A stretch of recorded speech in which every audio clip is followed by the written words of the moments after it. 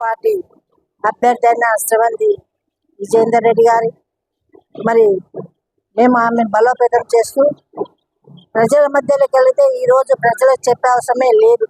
ఎందుకంటే ముఖ్యమంత్రి రేవంత్ రెడ్డి గారు ఏదైతే చెప్పిండో ఇది ప్రజాపాలన, ప్రజల కోసమే ఉన్న ప్రభుత్వము అని చెప్పడం జరిగింది. అదేవిధంగా 2 సంవత్సరాలు గడిచినా అదే మాట మీద ఉండి ఇచ్చిన వాగ్దానాలు ఒకటి నెరవేర్చు ప్రజల మధ్యలోనే ఉంటున్న ప్రభుత్వం కాంగ్రెస్ ప్రభుత్వం.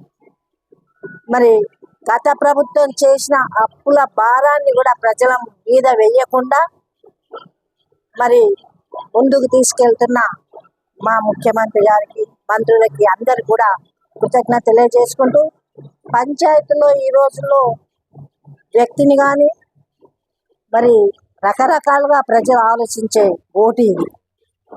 గ్రామం అభివృద్ధి కావాలంటే మంచి వ్యక్తిని ఎన్నుకుంటేనే, సమర్థమైన వ్యక్తిని ఎన్నుకుంటేనే అభివృద్ధి జరుగుతుంది.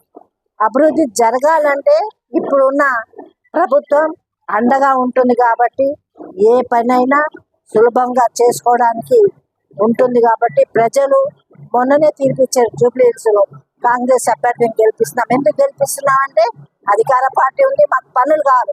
10 ఏళ్ళు ఏ పుల్ల కూడా తీసి పెట్టలేదు గత ప్రభుత్వం. మాటల చేతలు ఎక్కడ పోయినాయి కానీ ఓన్లీ మాటలే మూటలు కట్టింది. కానీ ఈ ప్రభుత్వం చెప్పని వాగ్దానాలు కూడా చేస్తుంది. ఉద్యోగాలు ఇచ్చింది, మరి చెప్పని సన్నబియ్యం ఇస్తుంది, చీరలు కూడా ఇచ్చింది, మహిళలకు పావుల వడ్డీ ఇచ్చింది.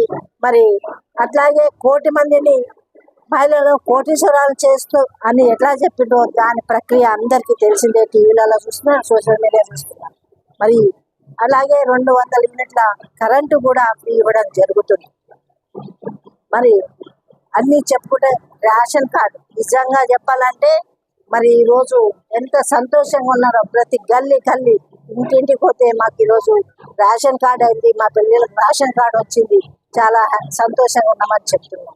ఇలా చెప్పుకుంటూ చాలా 2 ఏళ్ళు నేను చేశాను, ఇంకా 3 ఏళ్ళు, ఇంకా కూడా ప్రజలు ఆశీర్వదిస్తే ఇంకా 5 ఏళ్ళు, ఇంకా 8 ఏళ్ళు కూడా మరి చేయడానికి ముందుకు వస్తుంది ప్రభుత్వం. మరి ప్రజలందరూ కూడా ఆశీర్వదిస్తున్నారు. తప్పకుండా నందికందిలో మరి మా శ్రవంతిని అత్యధిక మెజార్టీతో గెలిపిస్తామని మాట ఇస్తున్నారు. అది మాకు చాలు. ఈ బ్రహ్మరథమే మరి మా అందరు కూడా ధైర్యాన్ని ఇస్తుంది. ప్రజలకు ఇచ్చిన మాట తప్పని ప్రభుత్వం కాంగ్రెస్ ప్రభుత్వం అని మరొకసారి ప్రజలకు తెలియజేసుకుంటూ సెలవు తీసుకుంటున్నాను. అందరూ నా పైన ఉన్న నమ్మకాన్ని నేను నిర్వహిస్తానని తెలియజేస్తూ, ఇప్పుడు వచ్చే 11వ తారీఖు ఎలక్షన్లో నన్ను భారీ మెజార్టీతో గెలిపిస్తారని, బ్యాట్ గుర్తుకే ఓటేసి నన్ను గెలిపిస్తారని నమ్ముతున్నాను, ఆశిస్తున్నాను. అందరికీ ధన్యవాదాలు.